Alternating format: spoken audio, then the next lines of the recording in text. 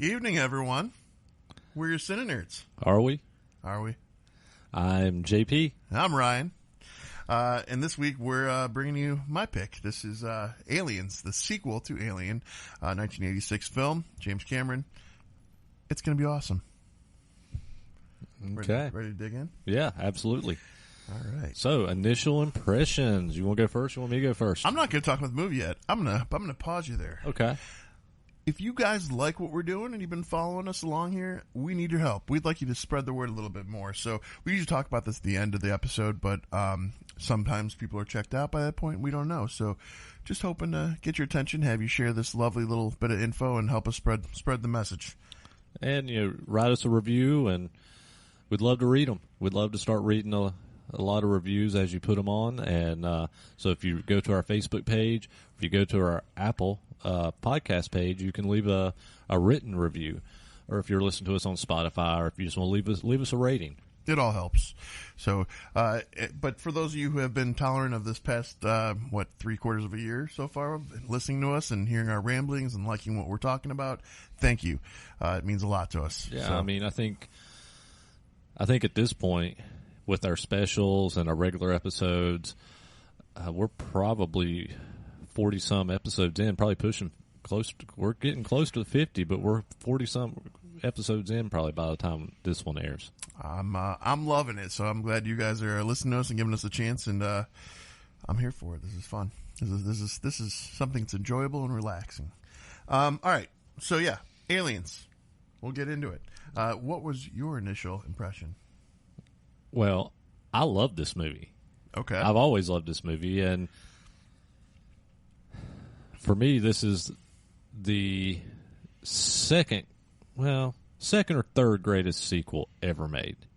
It's in my top 3 sequels as well. That's funny you say that. Yeah, it's definitely in my top 3 sequels of all time. It's number 3 for me. Probably 3 for me. Probably this, Empire, and then House 2. This, Empire, Hellraiser. So yeah.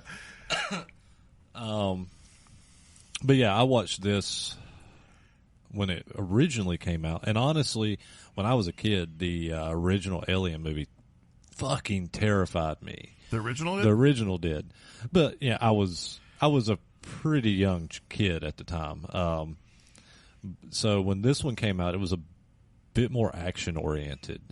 It was, but I like that there was multiples. There was multiples. I think the effects were better, because going back now and watching the original Alien, you can tell there's a guy in a rubber suit. So I saw this one first. I did not see the Really? original beforehand. Yeah. No. So this one to me kind of set the standard. Mm-hmm. So I saw the first one. I was a little like, I was kind of like underwhelmed because I already saw so much happening.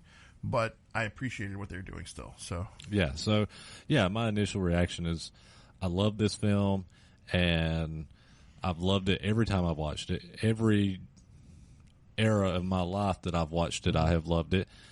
And I will say, for this review, you watched the theatrical, but I watched the special edition. False. Did you? I went on YouTube and I found the deleted scenes and extra footage from it and watched that. Okay. So we can still talk on those pieces because there is one. Excuse me, because there is one major, not just scene, but really chapter in the special edition that is in the special edition that's not in the theatrical that I do want to talk about. Well, for me in that as well, there's two that I feel are pivotal to the story as a whole and what helps it all build, and they would have been good left in there.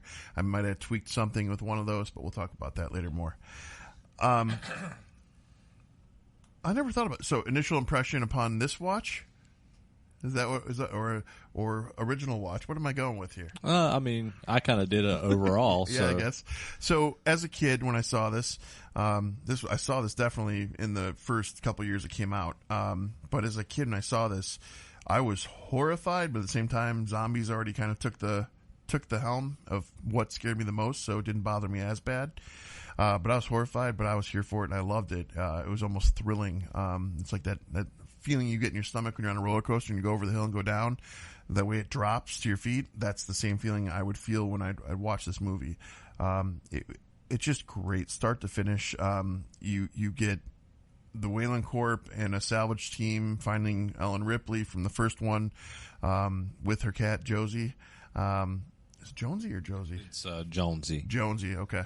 And yeah, it's just how it builds and goes from there. The momentum is beautiful. So the first time and this time, it's always aged well for me. It's always stayed great. The pacing in the movie is always stellar. Like, there's never gaps that bothered me. I love this film. Alrighty. Well, let's dive into it. Right. So yeah, the film starts with the salvage team. The salvage team. They're cutting through the door. They see the life support system, cryo tube, whatever it is they use, and they instantly kind of feel defeated because they're hoping for a salvage payout, and we don't get a payout now. Yeah. So Wayland Corp understands what's happened. They pull her in. Basically, she wakes up, finds out that it's years in the future, and that she's being held liable or accountable for self-destructing the ship that she was on, but prior. Well, before we even got there, she wakes up and she finds out that she's 54 years in the future. Well, that's what I said. It's years in the future. I just didn't specify the years. Yeah, it's 50-some years into the future, and she finds out that her daughter that was still on Earth. Well, in your version, yes, for whatever reason they cut that out of the theatrical. Yeah, and that's such a great scene. Sorry, I did cut you off right there. Want to talk about the daughter a little more before we? Just a little fun fact, because you find out they show a picture of her daughter as an old woman, and she had passed away. You find out that she does have other family, and she asks if she wants to, find them, and she's no. My daughter's gone. I don't want to go into this. But a little fun fact about this: the photo of the woman that they show is actually Sigourney Weaver's real mother. That's awesome. Yeah, that's great. I didn't know that. Yeah, the daughter passing away at 66, like, that put a lot in my head as a parent. I was like, can you imagine, like, waking up tomorrow? You went to sleep tonight, you woke up tomorrow, and all of a sudden your kids are either deceased or older than you. That's a lot to process. Yeah. But then, yes, we get to the kind of a hearing. They're having it's a hearing, and there's a deleted piece off this too. Not all of that, where they give her sentencing. I swear I can talk. Yeah. When they give that to her, that part was cut off of this too. Yeah, theatrical. They basically take her flight status and she has to go be kind of a grunt. And she's got to do psych evals every month, and she's got all, like, they're basically trying to label her as crazy, because she's trying to tell them what happened to her crew and how the xenomorph took them all out. Yeah, because they don't believe anything that she says about the xenomorph, because the planet where they find the xenomorphs at is being colonized, and nobody's ever seen anything. Well, everyone but Burke. Burke knows what the fuck. He knows what's up. He's a piece of... Yes. Yeah. But we'll get to there. Yeah. We'll get there. Now, this actually gets us to what I was talking about a few minutes ago. And it's not just a scene. It is literally a whole chapter after the hearing that is cut out of the theatrical version. That it was in the special edition. Which, well, to me, that's the other part. The daughter story, because of how it correlates to Rebecca or Newt, that was vital to me too, and the fact they cut that out pissed me off, but this part especially. In the special edition that I watched, after the hearing, in the theatrical version, it literally kind of does a time jump without telling you there's a time jump, with Burke showing up and saying, hey, we've got a problem on the colony. In the special edition, it doesn't get to that part yet. It goes to the colony. And it shows the colony being operating, in an operation. The commander of the. Well, hold on, just to give that context too. Essentially, this planet that her crew had found the alien ship on, when they sent the colony to set up there, the purpose is terraforming, and that matters because there's a atmosphere production plant that we'll talk about a little bit. But so it's the colony is very vibrant, is functioning, nothing's going on, and a radio call comes over to the captain, and is one of their colonists that's out doing exploring find something, and they're radioing in saying, "Hey, do we get credit for this?" Well, they were tasked to go there. Yeah. They weren't just, yeah. But they were calling to say, "Hey, are we going to get credited for this? Is it our salvage? Because is it our salvage? Because we found something." And basically, the commander says, "It's really not up to me, but as far as he's concerned, he don't care." So we go to where these colonists are, and you find out that it is Newt, her brother, and her mom and dad, and they have found the alien ship from the original Alien film. Yes, but I do understand. So the way they kind of band-aided taking this out, which was not an easy thing to do because of how vital I felt it was. I think it was vital. And the part that really is huge here is that Newt's father in this cutout scene, Newt's father is the first person who gets a facehugger from the ship to bring to the colony. Yeah, so he's actually the reason. Newt's father is the reason that the colony gets overran by the Xenomorphs, because he is the first to bring, and they bring him back to the colony. And when they first find Newt, they find out her real name's Rebecca. And there's a story part that's in the theatrical version where she basically says, "Nobody calls me Rebecca. Everyone calls me Newt except for Timmy," and that's her little brother. And her little brother's on the little whatever moonlander looking little vehicle that they're in, and he keeps referring to her as Newt as well in this cut scene. So that was kind of interesting for me because I could tell there was a continuity thing happening there. Yeah. So and after this big, and this is not, like I said, it's not just a scene. It's like a full on chapter. This is like a 5-minute piece. I mean, it goes from the colony to the alien ship, and it goes through the whole thing. So to me, this was a very vital, and this is one of the most important. This and the daughter scene were two major plot points that were left out of the theatrical version. And talking about this, I actually watched an interview with James Cameron that said the special edition is his personal favorite version of the Aliens film. That he prefers that version to the theatrical. And rightfully so, if I'm being frank. I mean, the parts and pieces that were removed for the theatrical, it's almost a shame. Yeah. And the only reason, he actually said the only reason these scenes were cut was because they told him nobody was go watch a 2-hour and 37-minute film in theater, so they made him cut it back to 2 hours. So they basically made him cut 30-some-odd minutes out of the film.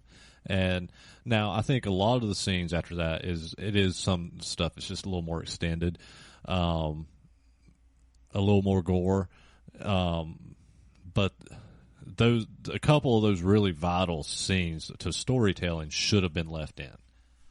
Yeah, I mean, this is one of the films that I already appreciated the character depth, but to get what we would get for the items that were deleted, that would have added a lot more, a lot of layers, and reflected on the first movie to give you a little bit more to why they're there, why this is all happening. And another thing this missing chapter did for me versus the theatrical version is when we move into the next scene with Burke showing up to tell Ripley, "Hey, there's a problem on the colony." The theatrical version jumps straight from the hearing to Burke going to Ripley's apartment to tell her this. So it didn't feel like there was a time jump, but the only thing you see with the time jump is that she's kind of assimilated into where she's working, and she's cut her hair and whatnot. But with the adding that chapter in, it feels a little more natural, like there is a time jump. It feels more like there has been a time jump. The events continue to build. They go into space, essentially, on the Nostromo. I've been waiting to say that name because I don't know why. I've always loved that name for the ship. But they go to the colony after Burke's recruited Sigourney. By the way, she quickly said no initially. It took a little reflection for her to really think this through. And what I'm curious about, too, is do you know where he told her about her daughter, where that fell? Where did that fall in the special movie? edition? Yeah. That fell before the hearing. Oh, really? Yes. I thought that, like, in my mind, because I saw the pieces just by themselves. And so, to me, I thought it was like Burke being shitty, and he told her after she said no initially that he found this info, and that would have swayed her. Now, he might have said something later about it, but no, in the special edition, he actually comes into the room after she wakes up, and it was basically they're talking, and he shows her, said, I found this for you, and blah blah blah blah blah blah, so. I was just curious about that because I didn't know where all the pieces fell. So that just, that aside, basically though, she changes her mind. She decides that she wants to make a difference because she hears that there's families on the colony. What was it? I think there's, or maybe I'm wrong. Now that you're saying this, now I'm questioning if it was before the hearing, or if it was after the hearing. There. Either way, it was it was before they got to the colony. Anyway, so. I think the number I heard in the movie, if I remember correctly, was 200 families. And when he almost over focused the word families on purpose to her, and she sat with this for a minute, and then she's like, "All right, I'm in." And she calls him late, wakes him up essentially to tell him, and it goes from there. And the Marines come into play. Space Marines. So when they wake up at the colony on the Nostromo, did you know that this film was not shot in sequence? Doesn't surprise me. Well, Cameron's great at doing that. Yeah. I think that he knows what he's doing immensely well in everything he directs. I love how he tells a story, and he does it so it makes sense. But this scene particularly caught my appreciation, we'll say. I do know that the opening scene here he filmed last. That's what I was going to say. Yeah. So, and the reason he did that was for the camaraderie. Yeah. Because they had already filmed the rest of it together, and he would make it all closer. He wanted to make it feel more natural, like these troops had been to war with each other, so that they had that camaraderie, and so he filmed this scene last. So I appreciated that. That's all. But yeah, so they wake up, they start kind of talking through what they're going to do, how they're going to do it, and you could see Sigourney Weaver, or Ripley, sorry, you can see her getting agitated with the shenanigans of Hicks. Hudson, I mixed up. So Hudson and Hicks, and Hicks is kind of checking Hudson. He's kind of his big brother babysitter kind of figure, if you will. But yeah, Bill Paxton as Hudson was very interesting. But she kind of goes, "Are you done?" And she shuts him up real quick, and they starts giving them basically the briefing, saying of how these things killed her crew, how everything was going to go, and they're listening, but they're really not believing her. No, it's almost, if you ever watched the movie, the Adam Sandler movie Pixels.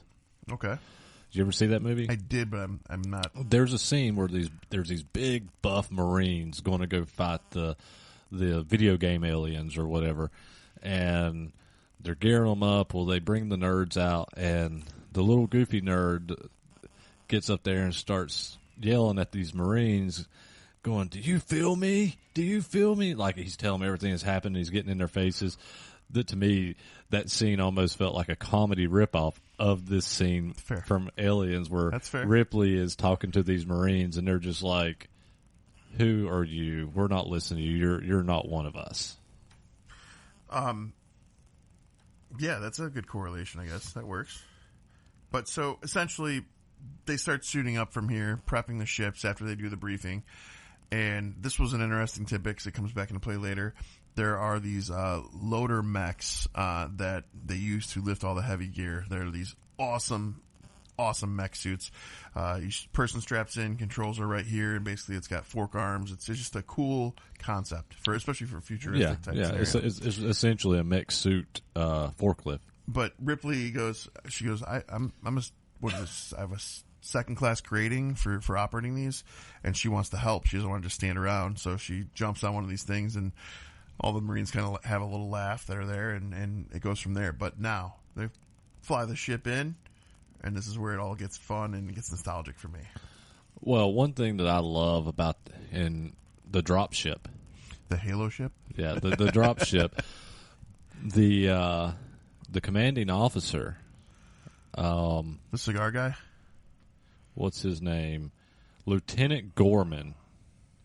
Oh, I thought you meant Sergeant April. Where he is basically getting sick on this drop ship as it's coming down. He's only had... And you got Hicks who's asleep. You got Hudson that's going nuts, having a blast as it's dropping. And then you got Ripley looking at him and going, how many drops have you actually done? And he's like, 30-some.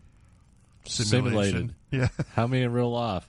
2, counting this one. So you can tell that this guy that's in charge has no fucking clue what he's doing. None. And, as a person who manages a team, they lost all their faith in this man at that moment. Yeah. They literally were all looking at each other. They already felt a vibe from him they didn't like, and when he said he had no experience, that was gone. Well, he wouldn't even eat with them. No, he wouldn't eat with them. And they even talked about it as they were sitting at their table. Like, look, he's too good to even sit with us, And in that scene, you also find out, and this is, I know we're backtracking a little bit, but you also find out that Ripley does not like Bishop. Well, before that, there's a cooler thing. There is a cooler thing right before that. So this is the scene that, if you've seen Aliens, that Bishop, Lance, basically does the speed thing with a knife between fingers.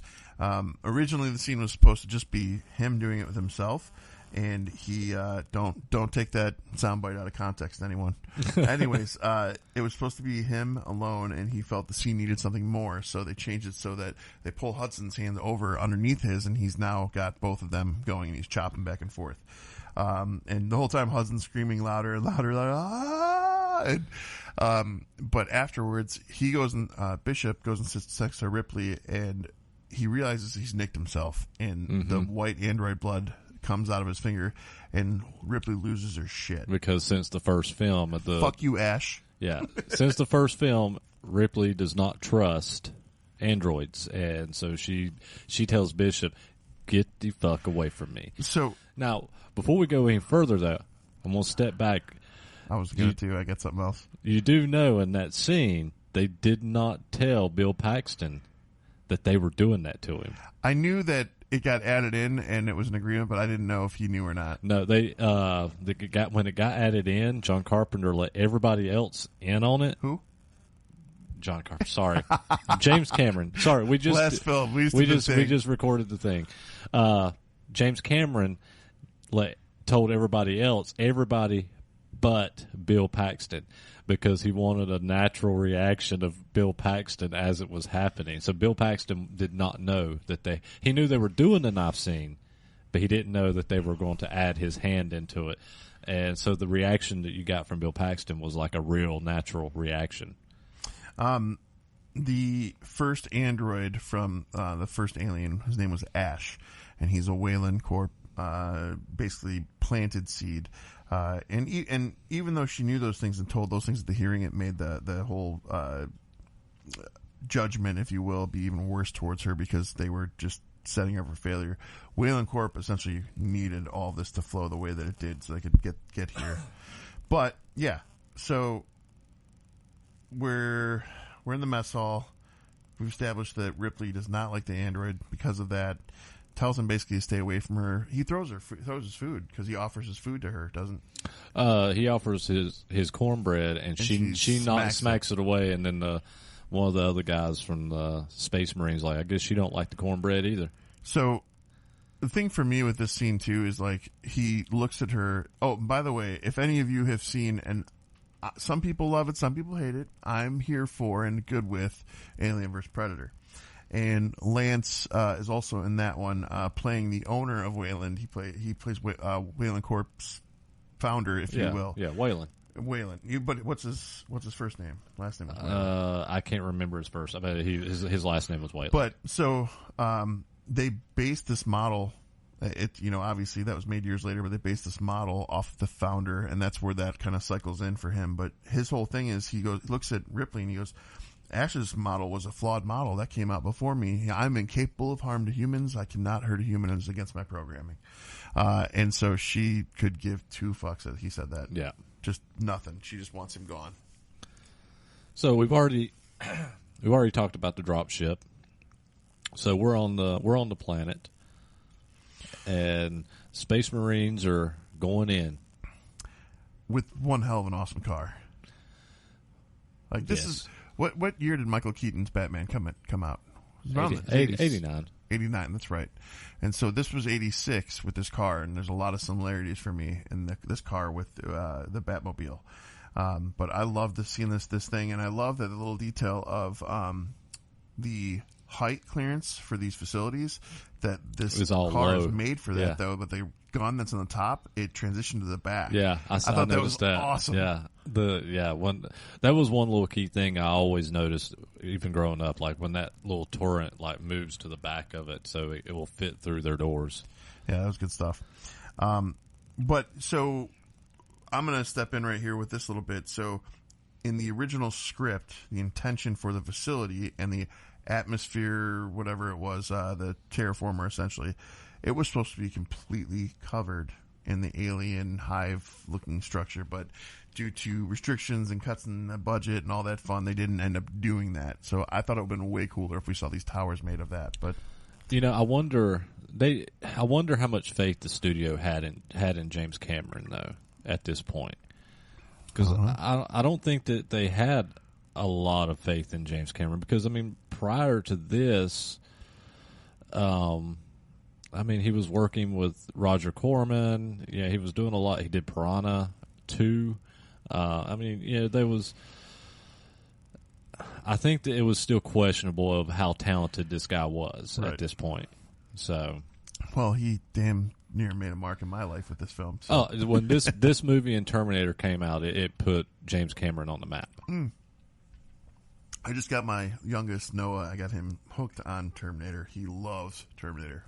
He's in a big way. But anyways, we've gotten to the facility. They're going in. Ripley, Gorman, and Burke stay back in the car while the Marines go out to do their thing. And they start investigating. And as they're walking along the first corridor, we've got acid burns. You've got the sticky residue. They're seeing a pattern here, and Ripley instantly recognizes this too. She's already stressed. You can see it in her eyes. And they keep moving forward, and as they go forward, all of a sudden something starts moving, and they see it, and they almost shoot the poor little girl. It was Newt. Well, Ripley comes in at this point. Oh, she comes out of the truck. Yeah, that's right. She comes in at this point, and the Hicks actually knocks his gun away before he shoots her, because you see. I think I just jumbled scenes. You jumbled scenes because they see, but the first time they see something was mice. Yeah. But at this point, it's Newt, and Hicks keeps the one Space Marine from shooting Newt, and Ripley chases Newt and chases her into a ventilation shaft and brings Newt out, and she won't talk. Newt's kind of in shock and in survival instinct mode, and they're trying to interrogate her, and they're not talking. Then Ripley starts being motherly to her, and she does start to open up and talk. Yeah, she finds a common ground. She doesn't talk about what she needs to know or how she needs to do it. She starts asking what the doll's head, because Newt carries around a little doll head. What's your doll's name? Doing those things to kind of put her on that level so that she feels safe. And it was well done. She starts talking a little bit. That's when you hear the story about my brother Timmy, my parents. She wouldn't say details. She said they weren't alive anymore, essentially. You could tell she'd been through some things. Because before she starts talking, she's staring off. It's almost like she's still in shock. Like when you see a shock victim after a trauma, that's kind of the look that she was having. And it was quite a difference in look from the what would have been the original scene staying in to the theatrical that I saw. I just saw disheveled Newt, and in the whole scene when she's in that car that was cut out, she's very clean, her hair's brushed, it's all neat and tidy, and what she's gone through from there to this, I think, mattered and should have stayed in the film. Yeah, it should have stayed in the film. But yeah, and we start progressing from there. Yeah, and basically when Newt does start speaking, she's basically saying, "You're all going to die," essentially, You're all going to die. So yeah, from here, they do go to the terraformer reactor. Is that where we're at? Yes, they drive the car over there because this is when they start getting the signals for the people. They're like, "What are they having a town hall?" Yes, yeah. Because they were all in the reactor for some reason. They couldn't figure out why. So they leave this facility now. They go to that facility. when they go in, this is where Ripley, Gorman, and Burke stay within the car, and the Marines go out, and they're with Newt, of course, at this point. The Marines go out, and instantly they start seeing the they're not stereotypical, the typical quintessential honeycomb HR Geiger. The Geiger, yeah. Designs. You see all that unfolding before them, and they're like, what is this crap? What's going on? And while they're exploring, the notion comes to Ripley, like, wait a minute, aren't we in a reactor? Yeah. And so she tells Gorman, who sits there and stumbles like an idiot, what's going on. And basically, if they shoot in the reactor, they're going to have a nuclear reaction that's going to explode because of the fusion core. Yeah, and one thing that I hated about this scene, talking about this scene, but I like it and I hate it because it shows how horrible of a commander he is. Because had he been a good commander, he would have give his Marines the information they needed. So even after Ripley tells him and points out they're in a nuclear reactor, that if they shoot their guns, basically you can blow all of us up here. So when he does tell the Space Marines, he doesn't tell them they're in a nuclear reactor. He just says, no guns. Take everybody's ammo. He doesn't explain why. And that, all of a sudden, right there, Vasquez and the other dude, they basically have backups for their guns. They're ready. Yeah. So yeah. Now, I mean, I get they needed their guns in this moment. However, he needed to give them the info. And for the record, I said her name, so now I'm like thinking about Vasquez. For the record, all the women who never say we have strong female figures and roles, Vasquez and Ripley say it all for me. Hell, even the little girl Newt. Some of the strongest roles, like Ripley, her character is just so iconically ingrained in me as a badass. Yes. Like, I love it. I've got an opinion of Ripley that I will wait till the end. Oh, okay. I'm talk looking about. forward. I'm looking forward.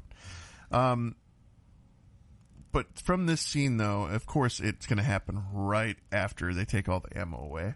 We start having movement. Yeah, the walls essentially start moving, and you realize that not all of the H.R. Geiger stuff on the walls is just stuff on the walls. It is actually xenomorphs. These xenomorphs they're like ingrained in the wall, and they just beautifully blend in like chameleons, and they just start slowly moving.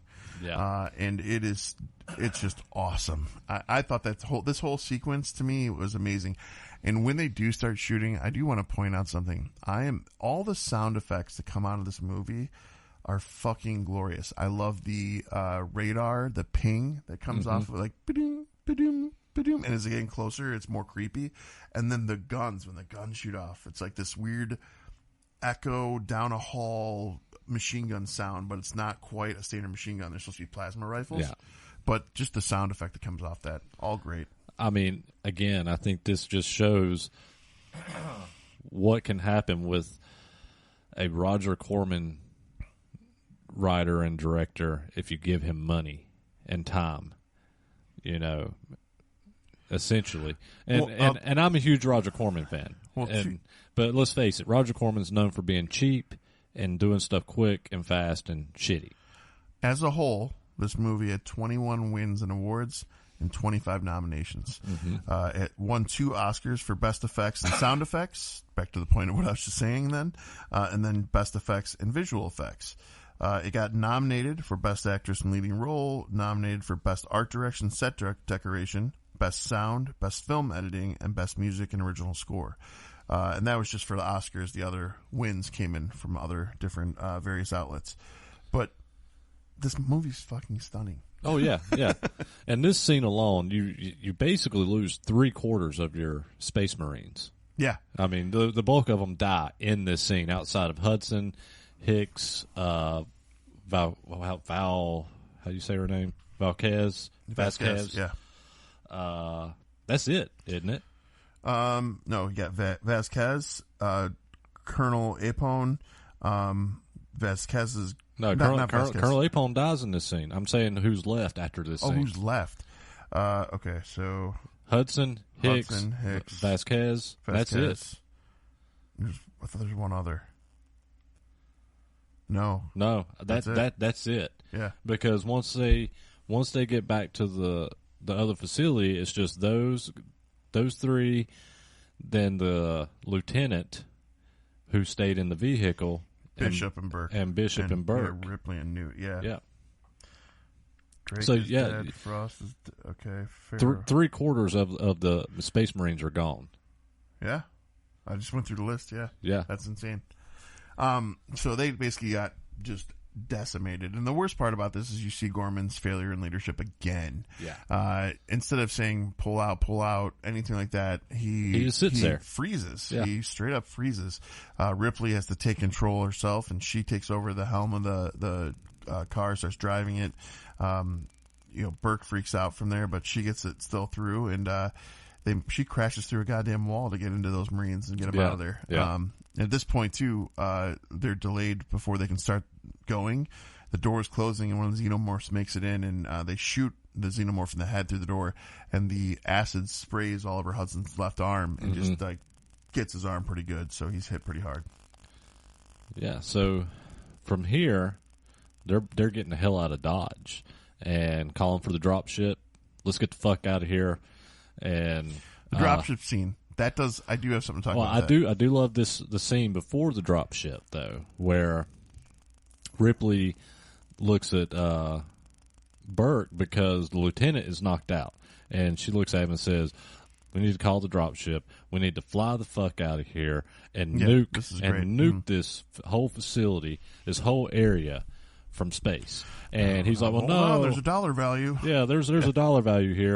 And then she looks at Hicks and says, "Well, you're in command now." And he's like, "Yeah, technically I am." He's like, "So what we're going to do is we're going to call the dropship and we're going to nuke this facility from." I want to point in a little detail there, though.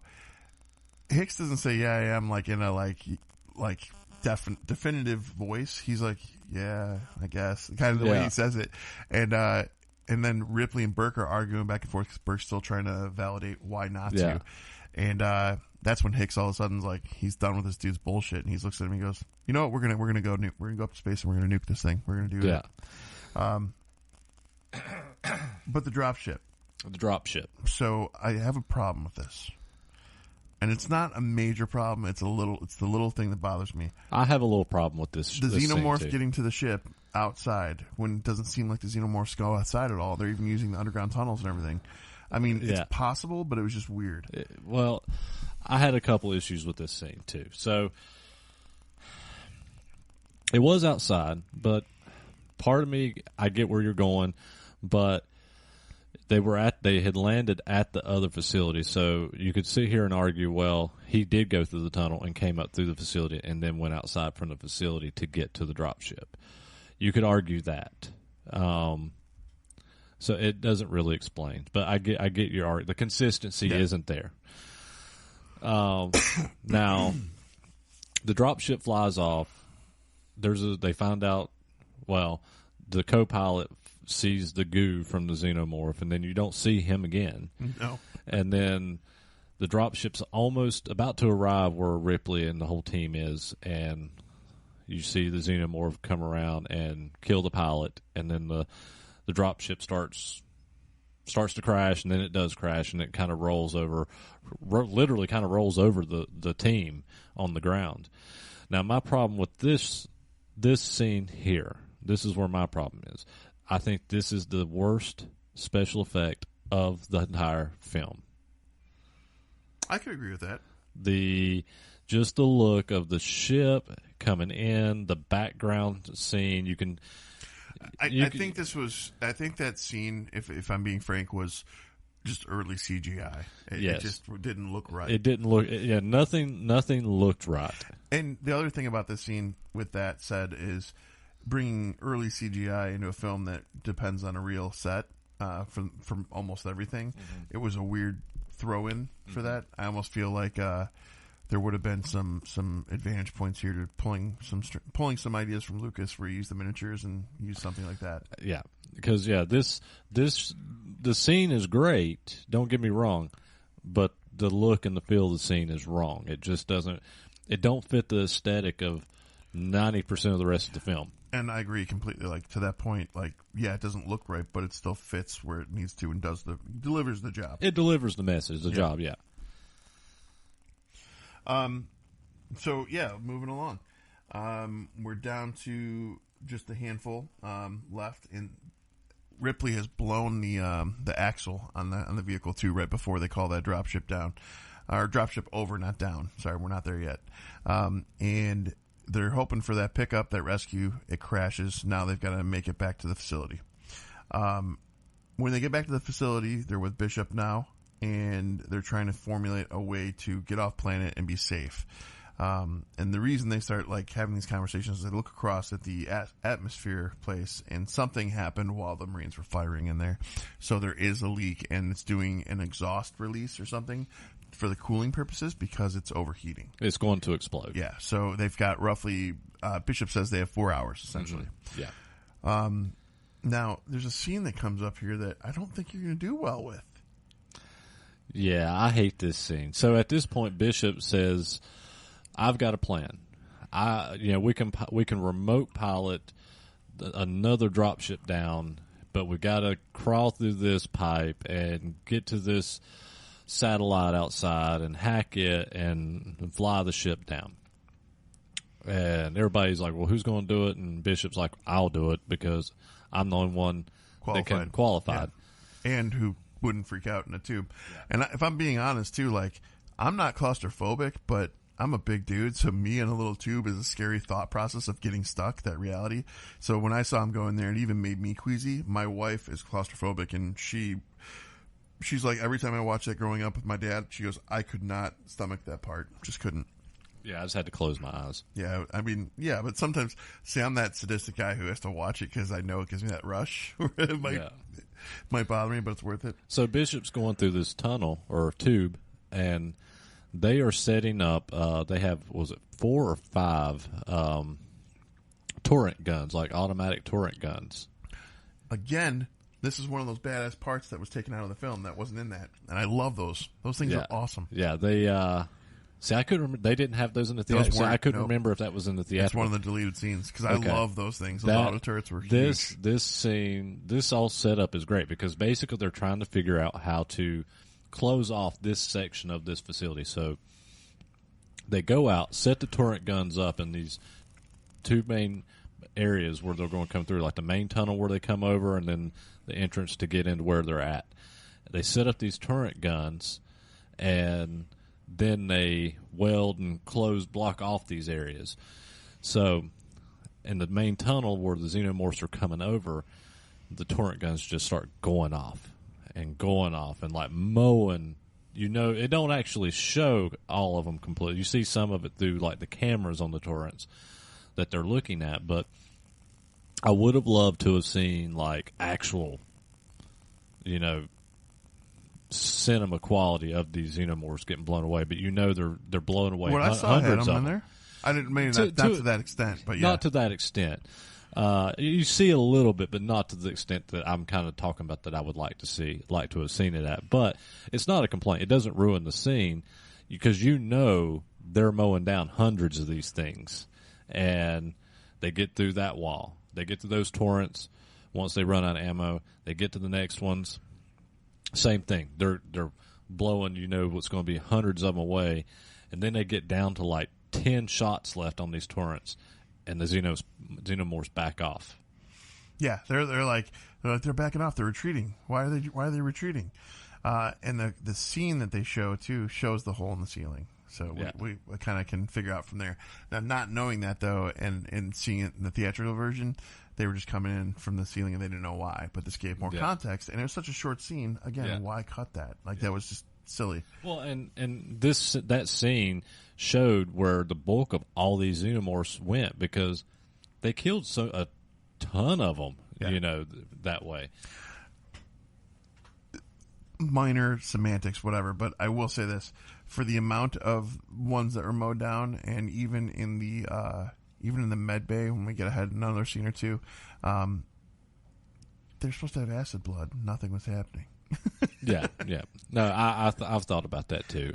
But I'll take it. I'm not gonna. That's one of those over critiques. I think that's a critique that we could bring up in every Alien film. You can find faults. They pick and choose when they want that acid blood to. Mm-hmm.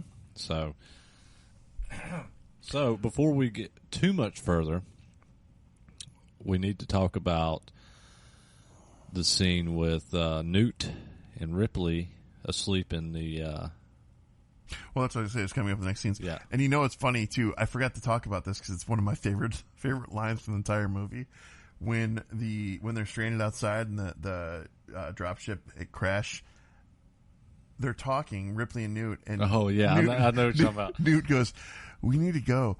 They mostly come out at night. Mostly." And the way she says it, it's just like creepy as fuck. I love that. We better get back because it'll be dark soon. And they mostly come at night. Mostly. I love that quote because South Park made fun of it. And I know that. Yes, and there's an episode where Cartman, the whole episode is like mostly. He says mostly after everything he talks about. It is so good. I would love to see. I'll have to find what episode it is, but yeah, he even says the full line, and it's Cartman going, "Mostly they come out at night. Mostly." Oh boy! All right. So, anyways, bringing it back to the med bay now. So basically, they know they've got time to kill. They've got the place fortified. Ripley has taken Newt to lay down in the med bay, close the door. And they had a camera on her, but then now Ripley's like, you know what? I need an hour or something to sleep so I can be on peak too. So she goes in to lay with Newt. Newt, out of comfort and out of just default, she sleeping under the bed on the floor. So Ripley gets under the bed on the floor with her too. Before she does that, she was given one of those plasma rifles, the awesome sound effects I was talking about. She puts that on top of the bed. So maybe an hour goes by is my guess because we don't have an exact window. And she wakes up and it's kind of abrupt, like she hears something. And when she wakes up, she's like a panicked. She opens her eyes and she can see from the floor straight ahead of her 2 of the containers that have face huggers or had face huggers in them open on the floor. She reaches up to the top bunk to try and get the gun. The gun is not there. So she now knows they're locked in there with these face huggers. And she gets out, she wakes Newt up, and she essentially goes to the camera. She tries to get to the door won't open. She goes to the camera, starts waving. You see Burke cut the camera off. And then the facehuggers start leaping at him. And we have to back up a second here with Burke, because there's a reason why Burke did this. Ripley went into the computer logs and found out that Burke is the whole reason why this colony got placed on this planet, and he knew of what had happened with her and her crew, placed them there intentionally to basically as an experiment. He was playing with their lives, knowing that he was sending them there to die. In hopes to get a weaponized version of these Xenomorphs, the facehuggers, a whole bit. And also something we didn't talk about was in the med bay, they had probably these 2 canisters that had the facehuggers in them. They already had been experimenting on them. Yes, they already had 6 to 8 of them that we could see in tubes. So quite the whole process of what was going on here. So facehuggers are in the med bay with them.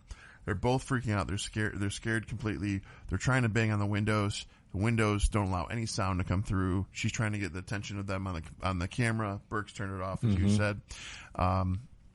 So they're really kind of in a screwed scenario. Ripley, quick thinking, pulls the fire alarm. Oh no, she puts the lighter up by the sprinkler system. That's it. Yeah, fire alarm. Sets the fire alarm off. Yeah. And Hicks to the rescue. Essentially, Hicks and everyone really, but Hicks is definitely first to go. Yeah, Hicks. She's about to get face hugged, and Hicks gets the one off of her, and Hudson shoots the one that's on the girl, on Newt. So yeah, Space Marines to the rescue. I love Newt in her defense. She's a little badass, man. Such impressive tactics. She pushes, I don't know if it's a filing cabinet or whatever's on the ground. She pushes it against the wall and pins the facehugger's tail in between the wall and the thing, and it can't get any further. So she's just trying to hold that in place so it can't get her. And I like that you get to see the intimate facehugger portion of the sucker on these. It almost reminds me of Minox from inside of the... I'm having a brain fart, whatever that's called. The creature. Yeah, and Empire Strikes Back. Yep. But, yeah, so we get past the scene. They're both fine, but Ripley knows damn well what Burke did, and she is going at him. Basically, from here, we jump into, that's when the radar starts going off. Radar goes off. You got Xenomorphs dropping from the ceiling. big gunfight. This is the scene where those turrets would have been just prior as well. And as the Xenomorphs start moving in, they can't figure out. Now, that scene that was taken out, you could see that they had gone up into the ceiling, but the Marines and Ripley and them did not know that. So it still would have played well into the scene where essentially they're seeing the motion sensors go off and they're creeping in. It's getting closer and closer, and they're on top of them. So Ripley finally is like, oh, shit, and she looks up. And from there, they try and escape to the back of the room. Burke locks them in. He locks them in that room, and he tries to escape through the other room. And thank God the next part, because I fucking hate Burke. Yeah. And there's also a deleted scene with this, too. What was the deleted scene here? There's and this, I don't think this didn't make it into the special edition, but there is a deleted scene where you think, because it doesn't actually show the Xenomorph kill Burke, that the Xenomorph actually takes him back to the nest. I didn't see that. Yeah, and he gets face hugged. Oh, that would have been great. Yeah, so I will give respect to Paul Reiser here, because this is one of those. Usually, when you hate a villain, you tie that to the actor, and you see him in other roles. You're like, oh, that guy. Oh, like, and Paul Reiser, he's a good actor. And in this one, yes, I genuinely hated the character, but I love him as an actor. He's good. So, well, and Paul Reiser, every time I see him, and it's crazy because I love this film, and I always forget that Paul Reiser's in it. And then as soon as the movie starts, I see Paul Reiser, and I'm like, oh yeah, I hate him in this movie, but he's so good in it because I'm so used to, when I think of Paul Reiser, I think comedies. Mad About You. Yeah. But yeah, so he's finally fucking done. Thank God. Peace out. So now I forgot. Did they go into that same space? They got into the first door, but they didn't get into the second door. Okay, because I was going to say there's the one in there. Obviously, they go into the vents. That's right. And the Xenomorphs chase them into the vents, and then this is Newt is showing them how to get to the landing platform where Bishop is. And this is where Gorman and Vasquez, she's shooting. She's in the back. She's killing Xenomorph. She runs out of ammo. Xenomorph catches up to her, and Gorman comes back to help her. He's trying to fight him off and trying to get her out, but she's too injured. They're cornered, and he essentially pulls a grenade out, or bomb out, and to me, this was kind of a salvation for Gorman. Yeah, because Gorman knew where he fell short. He also knew that he was probably going to die, and he didn't want to leave her behind. He went back and he stayed with her. And Vasquez, even before he hits the trigger, goes, "What was you? You're always an asshole." Yeah, something like that. Yeah. But it's a good moment for sure for the camaraderie of that team in that moment. Yeah. Death, but still good. Yeah, it was definitely a saving moment for the lieutenant. Now the next scene, it's Hicks, Hudson, Newt, and Ripley, yeah, and they're crawling. They go over to the ladder where the wheel is, right, and the explosion happens that kills Vasquez and Gorman, and when it does, it shakes them loose when they're climbing up. Or actually, ladder. Didn't Hudson die in the med facility? I don't remember. Yeah. No, yeah, Hudson went down. Yeah, Hudson went down. I forgot about that. Yeah. Yep.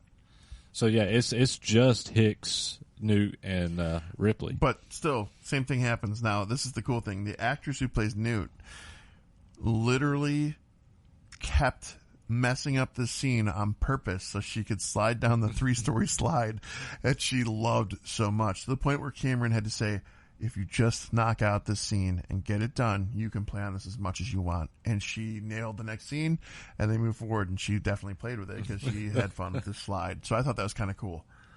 I didn't know that. That's actually pretty funny. So yeah, and at this point,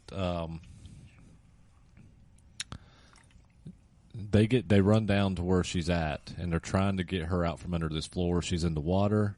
Newt's in the water, and then all of a sudden the little bing goes off on their little tracker, and you got Xenomorphs swarming in. They're swarming in, but god damn that scene with the alien behind her. Yeah, that's it's kind of an intense scene. Yeah. So Hicks grabs Ripley. They take off, and he's yelling that she's gone. Newt's gone. She's done. And you get back up to the landing where the dropship has now arrived with Bishop. Is it there yet? It's there because they get into the dropship, and Ripley tells Bishop that we're not leaving yet. Newt's still alive. She gave the wristband tracker to Newt earlier in the movie, and so she's loading up, getting guns and a flamethrower and extra bombs and ammo, and they fly to the reactor. The reactor, the reactor, because that's where the nest is. She knows that's where Newt is. The one of the things, since we lost Hudson by this point, I wanted to mention too, because I didn't talk about it earlier. Bill Paxton on set, every single time he swore, he apologized to Newt because he felt so bad about it because he's just doing it for script. He's like, I'm so sorry. So I thought that was cool too. But anyways, so yeah, she goes into essentially the nest, and it seems like for it being the nest, she has a pretty easy go of entering.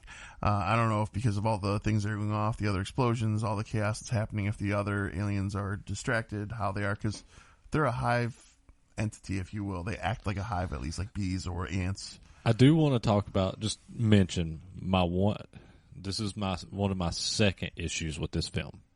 Talked about the first one with the special effects with the dropship blew up. So in this scene, before she gets down into the nest, she's on the dropship, and it's showing her load up ammo, put those guns, tape those guns together in the flamethrower, and getting all this stuff. But then when she gets to the elevator, going down to and it may be different in the theatrical, but in the special edition, I don't know. I can't remember if there's a difference. So at least in the version I watched, when she gets to the elevator, it turns into another little quick montage of her taking her shirt off and throwing guns on, or throwing ammo around her and putting the shoulder straps on her. And so you got two kind of montage scenes of her getting ready to go in for battle. And that second one, I was like, why didn't they just do this on the drop ship before she got to the elevator? It didn't make sense. You don't want dudes around her when she's pulling the boobs out. Well, it just didn't make sense to me, I guess. I mean, for Hollywood purposes, though, like, that was the 80s, and, they wanted those kind of, even though you had a badass in Ripley and she was dressed head to toe, I think they wanted to accentuate certain aspects. So, hence, when she woke up in the beginning of the film out of the sleep thing, and, you see all the... I digress. Anyways, so yeah, this sequence was a little flustering there. I could see where that does, but to me, it was more so about the ease of which she had access to get to the Queen. I didn't think there was too much going on there. I thought it was almost too easy to get to that. You would think that you'd have to have an all-out battle to get there. No, but I guess in the version I watch, that most of those Xenomorphs are dead. So that's why those walls aren't infested anymore from the turret guns. But so I guess that's another reason why that should have been an important scene to leave in, because it does show of why it is a little easier for her to get into the Queen at this point. Well, the rate at which the Queen's laying the eggs, though, like between that, I know there's lack of bodies at this point, but I do feel like there probably, if you got 200 families, there's probably a few more Xenomorphs. Yeah, and you see a few more for sure. But she does. She gets in easy, and she's dropping little flares to mark her way back out, because she's looking for Newt, and she does end up finding Newt's tracker before she finds Newt. But then she thinks Newt's gone. At this point, she finds the tracker. She don't know what else to do. Then Newt wakes up, and you see and she screams down the She starts screaming because she sees one of the eggs opening up, and at that point, Ripley comes running and saves the day for Newt. And this is also the scene that was the deleted scene where you would see Paul Reiser cocooned and half dead, and his chest is about to pop open. Okay. You know what? I think I want to say maybe I have seen this, because you're saying that, and it's kind of like popping in my head that I have seen something like that. Yeah. So that would make sense. I think so.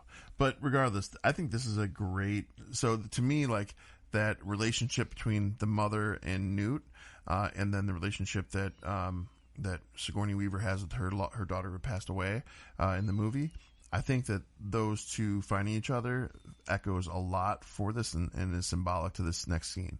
So she comes essentially, I don't know, maybe like a few yards down the hall that she finds Newt. Yeah, is the Queen's chambers. Is the Queen? Yeah, and I love the pan because they go from the egg. You see the tube where the eggs are being laid, and it pops out and it kind of rises back up, and it's a slow pan over to the Queen, and then you see her extend her exoskeleton down, and it's just beautifully done. It's a great scene. Yeah. Well, and this is the whole mother-child scene where the Queen's looking at her and Newt, and she seems to know that that's a child and a mother figure, and she blows the flamethrower towards her eggs. And the Queen seems to know a lot. That's the thing. Like, so the Queen, there's so much here to unpack because you have the mother-daughter relationship, you have the Queen and her eggs relationship. She clearly recognizes the threat to her children when Sigourney Weaver points the flamethrower at the eggs. You've got a lot happening here. You've got one of the coolest things to me too is how they communicate. There's no sounds. There's no nothing. It's all telepathic. So basically, you see the Xenomorphs because there's a threat to the nest coming in all the different crevices and holes. And then all of a sudden, when Sigourney Weaver points the gun at one of the eggs, the Queen just looks in the direction of the Xenomorphs, and they all start backing up and pulling out. So very cool stuff. So so Ripley and Newt start to get out of there, and one of the eggs start to open. Did that happen in the theatrical? Well, but she basically lit it on fire though. Yeah, well, that's the moment when the egg starts to open. She starts flamethrowing and shooting and shooting grenades and. But there was I feel like there was a pause. She was trying to get as far back as she could, and then she just fucks it all up. Yeah, like she empties everything out of this gun's got grenades, it's got rounds, it's got flamethrower ammunition. She empties everything. Yeah, into the Queen's egg laying sack and there's a detail for the egg-laying sack where when the Queen recognizes the place is burning down, her children are in danger, she separates from that tube, and you can actually show it in it. I thought that was great too. That was a good little detail. But as they're backing out, there's an elevator, and the elevator, she's waiting for the elevator to come up, and it's going super slow, and she's like, "Come on, come on!" The Queen's getting closer, and she gets on the elevator magically and starts going up to where she needs to go. While she's waiting, she gets up to this platform. You see everything blowing up around.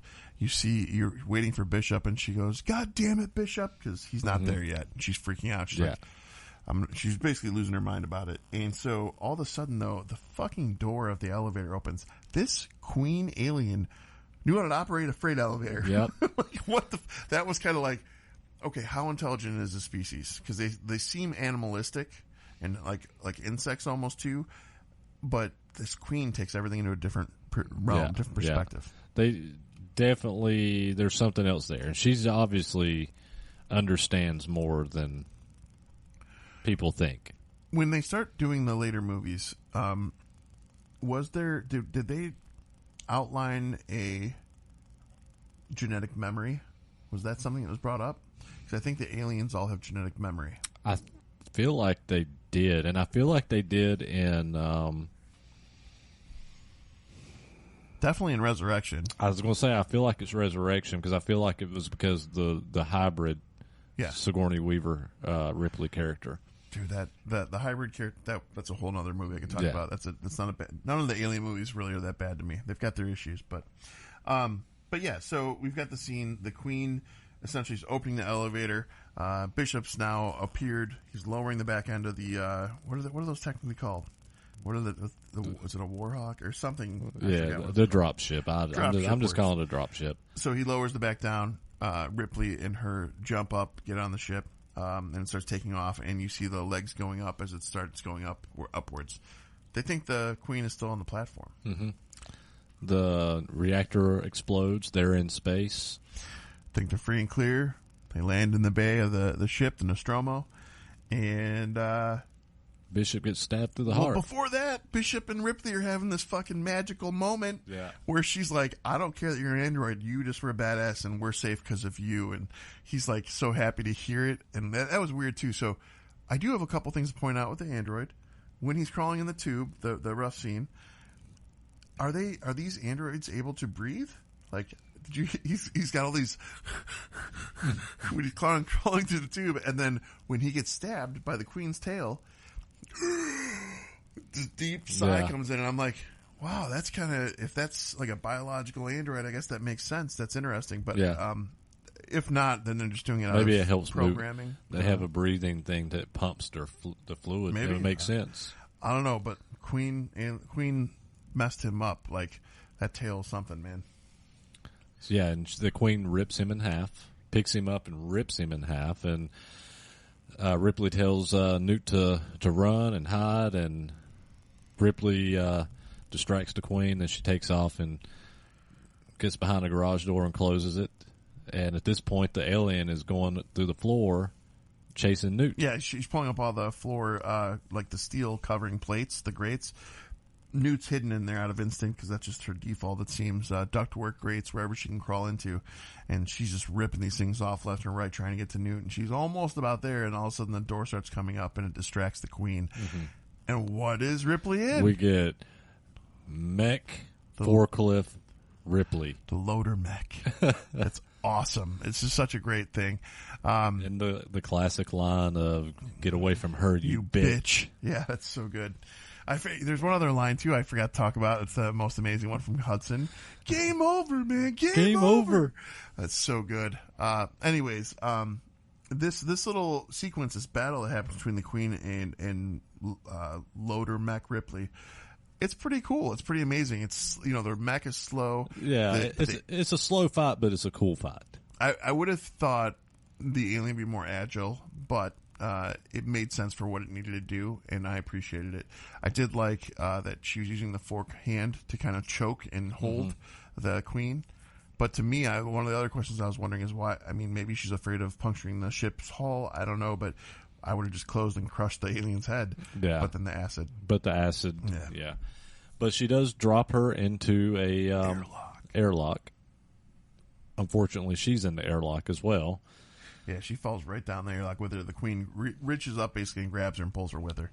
So she's crawling out. The Queen's trying to get out from underneath the mech that's laying on her, and she opens the airlock, and everything is blowing out, and the alien's hanging on. Newt's about to be sucked out, and Bishop reaches out and saves Newt. Yep. And do you know about that scene? Mm-mm. So that scene was a little bit of a blooper or an oopsie, because Lance Henriksen was in half. His upper torso was basically through the floor, so the rest of his body could pop up and he could fit into the prosthetic. But half of his torso popped out in the one scene when he's grabbing her, so you can see it on film. And Cameron always laughs about it because it was. I don't think I've ever noticed it. I didn't know it until yesterday. I saw it and I was like, oh, I never caught that before. It's kind of cool. Little fun tidbits. So as after this Queen gets sucked out into space, I really didn't like how everything manifested from here, especially how it translates into the next Alien movie. I have characters who I deeply am invested in now with aliens. Hicks, Newt, Bishop. They're all put into pods, and because Bishop's still able to be salvaged, since he's an android, he's got memory, data banks, the whole bit. They're all put into pods, and she's hoping for somebody to save them or whatever, like what happened before with her. In the next movie, as we go into it, I won't talk much further than that. Only Bishop's alive. Only Bishop. Newt goes down, Hicks goes down, and the only reason they brought Bishop back online was because they had to plug in to ask him some questions about infection stuff. Another movie, another time. But, yeah, I didn't like how that happened. I wish that would have carried on. Yeah, and I'm sure that was...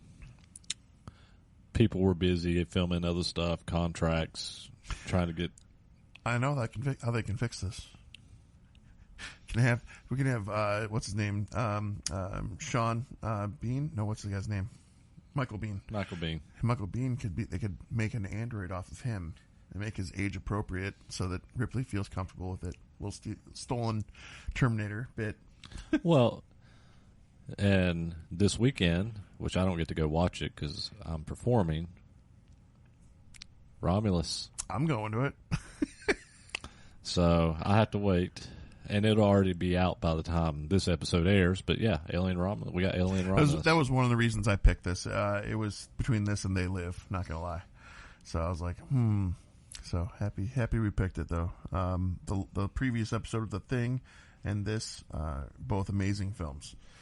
All right, what was your rating? What, do you want to talk about budget real quick? Oh, we can do that too. Do you know what the budget is? I don't. This movie, actually, from what I found, the budget was pretty small for what it is. Budget was $18.5 million. Get the fuck out of here. That's what comes up. And that seems really low.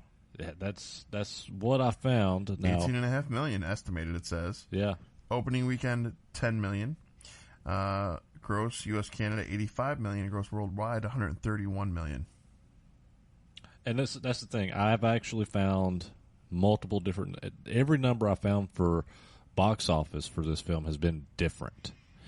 So I settled at this one that says 85 domestic, 98 international, and 183 million. But I think this actually is counting some of the re-releases. Okay. Because I had found other ones that put it around the numbers you just read off. I think I found one that was actually closer to like 130 million. I tend to find IMDb to be pretty dependable, so that was where I just got my Usually I look at Box Office Mojo. Okay. This time I looked at The Numbers. It's actually a website, box office website called The Numbers, and theirs are usually pretty good, and they actually give the breakdown, which Box Office Mojo gives the breakdown too. But yeah, I found like 3 or 4 different numbers for this film. But regardless, whichever number you pick, this movie made money. Yeah, a lot. When you come back with 5 to 6 times the amount of your budget, you've done well. All right. Ratings. What do you got? All right. So this is definitely my favorite Alien movie. I'll definitely say that for sure. And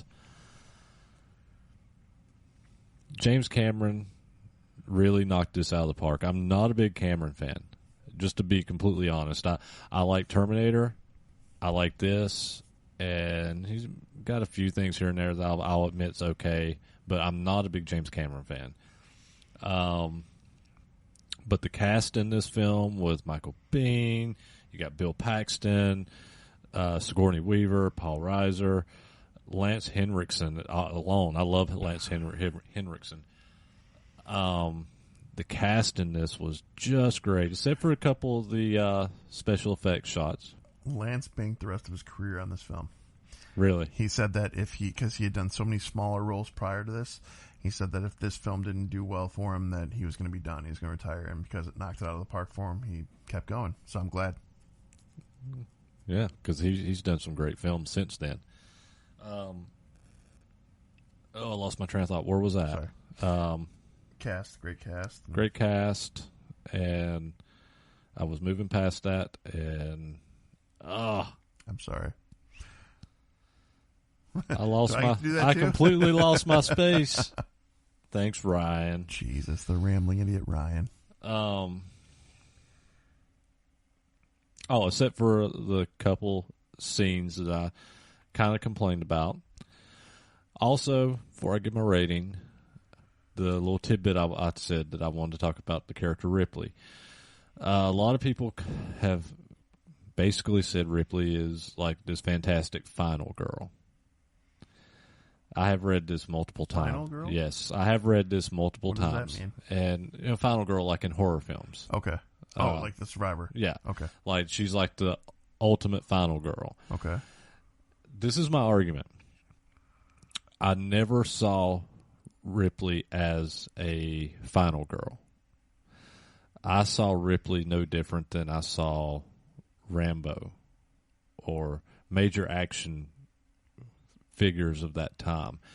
She was an action star. She wasn't a final girl. I would compare her to more of a Stallone or a Schwarzenegger with what Sigourney Weaver did with the Ripley character. That's how I always felt. I just never saw her as a final girl from a horror film. I saw her as an action star, an iconic female action star that was just absolutely amazing. She was never like she's not like a final girl to me is somebody who is almost always getting killed every 2 seconds, but screaming about it, not doing anything about it until they have to. Yeah, she was never ever not. She was never in that position. She was always take control. Mm-hmm. And that's one thing I love about this whole series is it feels like the writing is good. And we talk about this with some films in the past with the girl saying we have to like this action star or this movie because it stars a female in the lead of this action role, but they don't tell the story of it. This film shows that you can have an amazing female action hero, and it works. Okay, I've rambled. My actual score for this, because this is my favorite Alien movie, I am going to give this a 4.7. Oh, wow. That's still up there. That's I wasn't expecting that, honestly. I'm probably right there with you with what I'm about to say, but I've always been fascinated with the idea of alien life to the fullest. And so as a kid with imagination coming up through adulthood, this is one of those classic timeless movies. This movie ages unbelievably well. It never gets tedious. I'm never mad I'm watching it. If I'm watching it, I'm always drawn in to the characters, always drawn into the story, the comedic relief, the horror aspects, the Geiger influence, the whole bit. This is a great science fiction series, yet alone movie through and through. So for me, I'm about a 4.8. I'm not a perfect 5, but I'm definitely, I love this movie with everything in me. It's a great, solid film. So yeah, we're sitting in the same spot. And actually, I started to go a 4.8. Well, and I think for me, some of the special effects just were not great, and that shouldn't really affect a rating in this film, but I don't know. But I think we're both dead on where we're at, so. All right. So, we're at that time. 3cinenerds@gmail.com is the email. If you guys have any suggestions, any comments, anything you guys would like to say, we'd love to hear from you. For your listening pleasures, you can find anything that you use for audio, for podcasts and the like. I can't talk, I swear. Anyways, it's all on our link tree and our bio on our Facebook, so please check it out. And as I mentioned in the beginning of the video, help us out and spread the word. We appreciate it greatly. We've already said everything I normally say at the beginning of the episode, but like, share, rinse, repeat, review. Have a good day. Peace out.